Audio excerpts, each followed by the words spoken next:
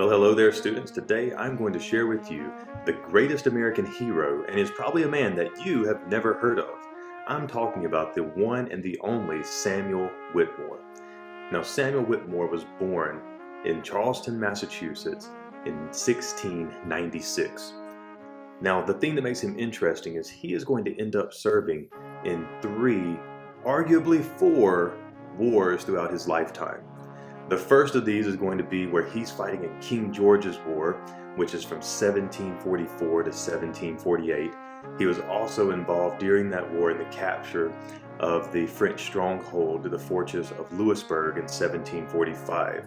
Now, he didn't rest there. He also fought in the French and Indian War, which was, we've studied, 1754 until 1763. He was 64 years old during this. And he also assisted in the capture of Fort Louisburg again during that war. He later was involved in an expedition against Chief Pontiac in 1763. So if you count those, there's 3 right there. Remember, he's already at the age of 64. During these wars, he would have acquired one pair of dueling pistols. Debatable about where he found these. Some people say that he acquired them after dueling a man and winning. Others would say that he took them off of a French soldier.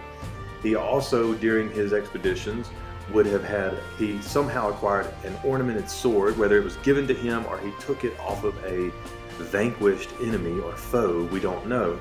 Now, the sword you see here, clearly not the same one, but you get the idea of what we're working for here. And so Samuel Whittemore is back in Massachusetts about the time that the British are going to take their siege on weapons and to seize them at Concord and Lexington. Now, on the way back, Samuel Whittemore had heard the fighting, and he decides to go back into his house, and he gathers up his dueling pistols, which he puts on himself, he puts his sword on, and he grabs his musket.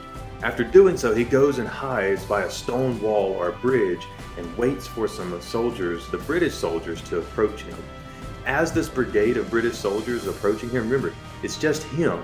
There's no one else there. Now, not only is Samuel Whittemore going to take on an entire brigade of British soldiers by himself, he's also 79 years old when he's going to do this. He's the same age as my granddad. He's probably older than most of your granddads, and here he is loading up with weapons to go attack them. He has his dueling pistols on his holsters, he's got his sword attached to his waist, and he has a musket that he has. And the British soldiers at this point, they are retreating back from Lexington and Concord, and the militia are steadily peppering them and ambushing them with hit-and-run tactics the whole way back. When they approach this bridge, we have a new brigade coming to help these men who are retreating, and that's the one that Samuel Whittemore goes after. He jumps from behind the bridge and he pulls out his musket at point-blank range, fires it into the man. Apparently, he had packed so much gunpowder into his shot, it blew the British officer's coat off with the impact of the blast, killing the British soldier instantly. He then cast away the musket and pulls his dueling pistols out with bam and bam. 2 more British soldiers go down. So he's now killed 3 and he's still standing, but he's out of bullets. At this point, Samuel Whittemore, 79-year-old granddad, pulls out his sword and begins fighting off the British soldiers that are approaching him with bayonets. The British soldiers, as they descend upon him, they are going to pepper him with a shot. The first shot hits him right in the face, so Samuel Whittemore takes a bullet wound to the face but continues fighting. The British soldiers are going to end up beating him and stabbing him with bayonets 13 times. Yeah, 13 times, a 79-year-old man. And get this, 1 for each of the 13 colonies. If you want to be an American patriot and you want to fight and shed your blood for the cause, well, why don't you try getting stabbed 1 time for each of the colonies that are there?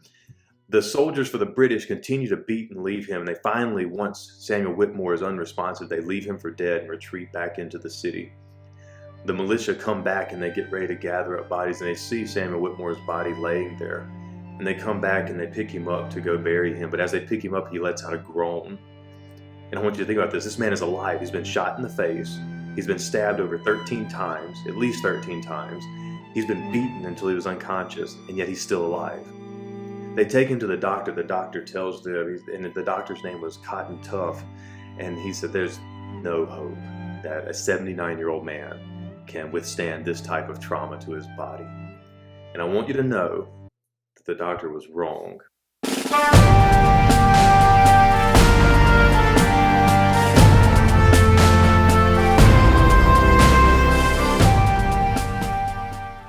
Because Samuel Whittemore would live another 18 years and finally die of natural causes at the age of 96. Now, I don't know how much of that story is true or not. Bits and pieces of it are, and I may have added a little extra to it. But just know, if you're talking about great American patriots, the conversation starts and ends with Samuel Whittemore.